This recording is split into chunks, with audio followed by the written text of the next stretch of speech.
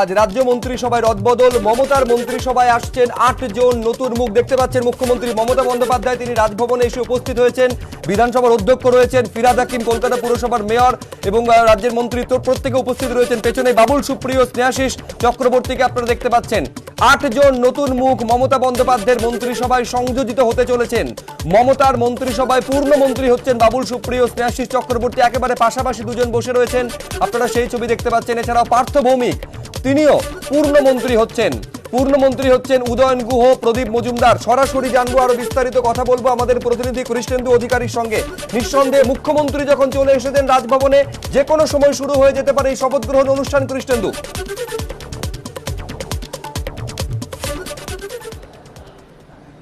একদমই তাই, মুখ্যমন্ত্রী চলে এসছেন, একটু আগেই চলে এসছেন।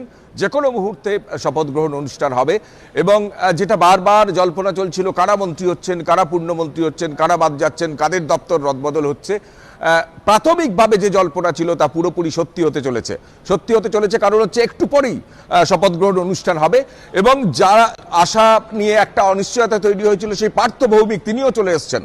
অর্থাৎ বাবুল সুপ্রিয়, প্রদীপ মজুমদার বা স্নেহাশিস চক্রবর্তী, উদয়ন গুহ, পার্থ ভৌমিক, তারা ৫ জন যারা পূর্ণমন্ত্রী হওয়ার সম্ভাবনা রয়েছে, তারা প্রত্যেকেই চলে এসছেন।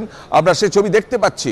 মমতা বন্দ্যোপাধ্যায় চলে এসছেন এবং পাশাপাশি রাজ্য মন্ত্রিসভার অন্যান্য সদস্যরাও এসছেন। বীরবাহা হাসদা, যার প্রতিমন্ত্রী থেকে পূর্ণমন্ত্রী হওয়ার কথা, তিনি আগেভাগেই চলে এসছেন এবং আরও বিপ্লব রায়চৌধুরী, তিনি চলে এসছেন।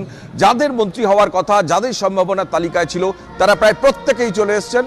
আমরা শুনতে পাচ্ছি সেই আওয়াজ, শপথ গ্রহণ অনুষ্ঠানের যে প্রথাভিত্তিক আওয়াজ, সেটা শুরু হয়ে গেছে। যে কোনো সময়, যে কোনো মুহূর্তে শপথ গ্রহণ অনুষ্ঠান হবে।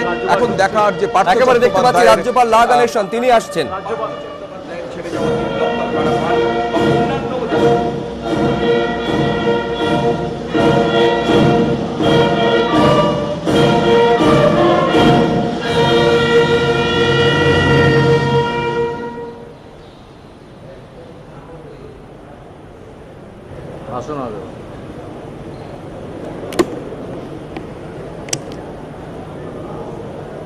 ট্রেন কি ছিল দেখাই যাক, পেছনে বলছি, পেছনে তো আর